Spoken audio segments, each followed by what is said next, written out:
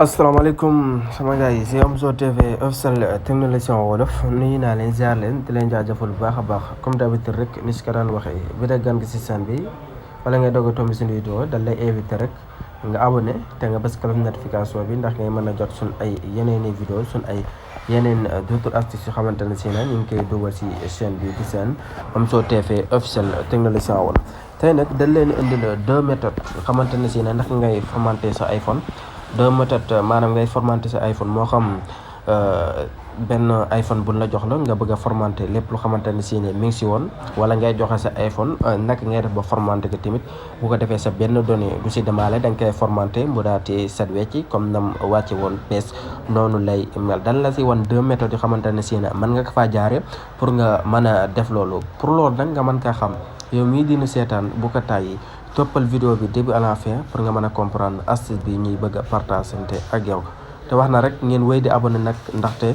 bépp astuce wala bépp fonctionnalité bu xamante ne si ne rek yokk na si iPhone danañ ñëw partager ak yéen moo tax wéy leen tey abonné tey partager tey like vidéo yu baax si YouTube bi ndax moo ni gën a may doole si YouTube bi. d'abord dañuy dem suñu réglage ñu war la première méthode bi pour retrouver accueillir bu ñëwee suñ premier réglage naka la ñuy def ñu ngi suñ réglage ni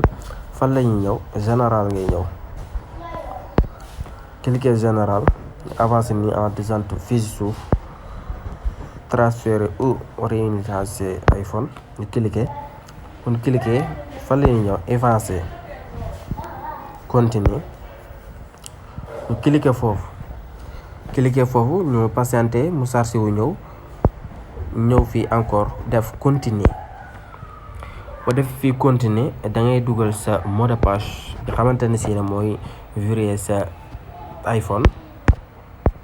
ñu dugal suñu mot de passe def suivant léegi boo xoolee fii nii ngay ñëw nga daal di koy effacer fii nag boo ñëwee fii dina la fi may option yow nga xamante ne si ne yaa bëgg a formater sa iPhone nga daal di télécharger yi xamante ne si ne say données lag yooyu boo ko télécharger dina dem si sa compte bu ko defee heure bu amaatee beneen iPhone boo ko installé dina mën a ñëw foofu moo tax daf la koy bindal fii nga def téléchargement bi bu ko defee automatiquement da ngay mën a amaat données yooyu yëpp léegi nag bu fekkente ne yow mi ki xam yaa ko bëgg formater da ngay ñëw fii rek effacer maintenant boo ko defee automatiquement téléphone bi day daal di formaté wu daal di supprimer wu lépp lu si nekkoon day daal di dañ mu daal di mel comme na melaatoon yaakaar naa léegi lii moo nekk suñu première méthode moo gis biñ leen njëkk woon téléchargement des données sur cloud boo ko téléchargé day dem si sa cloud compte cloud boo ko defee heure boo installé beneen téléphone nga ajouté ko fa rek sa données yooyu yëpp doo ko perte day daal di ñëwaat foofu voilà léegi bii moo nekk suñu première méthode dañuy def retour dafay retour ñu def effacer ñu ñëw walla suñ deuxième méthode pour xamante ne si ne fa ngay jaare pour mën a formater sa téléphone pour loolu fii ngay ñëw localiser bi ñu cliquer localiser def ok